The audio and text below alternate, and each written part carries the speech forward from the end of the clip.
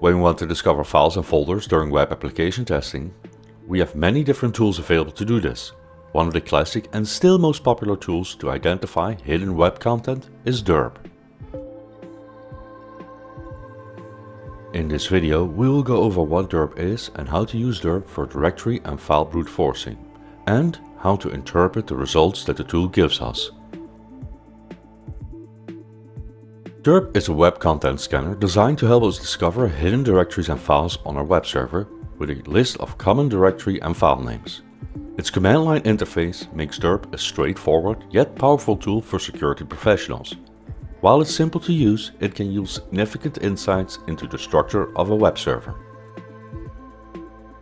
In our example scenario, we've set up a web application in our cyber range that we want to test for hidden files and directories.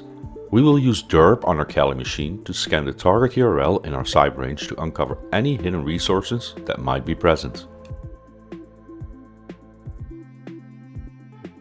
Before we proceed, you might need to install Dirb. On Kali Linux, Dirb comes pre-installed. For other distributions, it can be installed using the apt with command apt install dirb. Before we get started with Dirb, we must insist that this tool is only used on environments that you are the owner of. This means you can't use it on any public websites. If you want to learn more about how to behave in an ethical manner, pause the video and click on the card in the top right to watch the ethics and cybersecurity video we have made.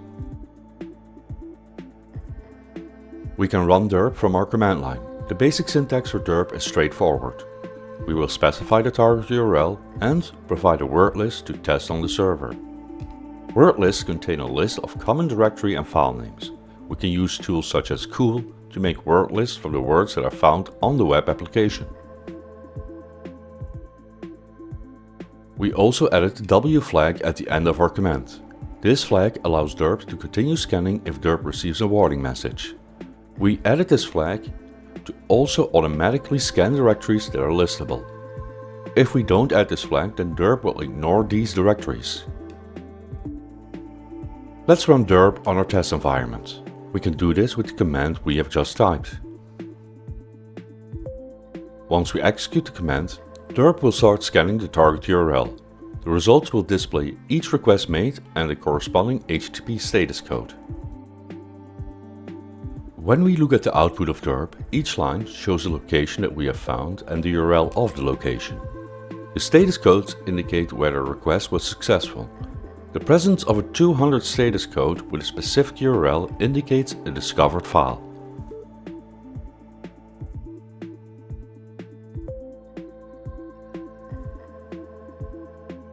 If you have any further questions or comments about what you've seen so far in this video, leave a comment and we will try to answer your question.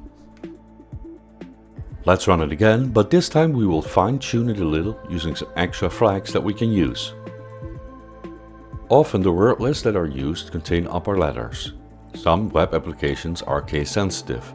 This means that we have to match the upper or lowercase to find the directory. We can force Dirb to use the lowercase by using the -i flag. By default, Dirb runs recursively. This means that once it has found the directory, Dirb will run the word list we've supplied again, but this time inside the directory that was found. Let's disable this function. We can disable it using the R flag. After running Dirb now with custom flags, we interpret the results similarly by looking at unique status codes.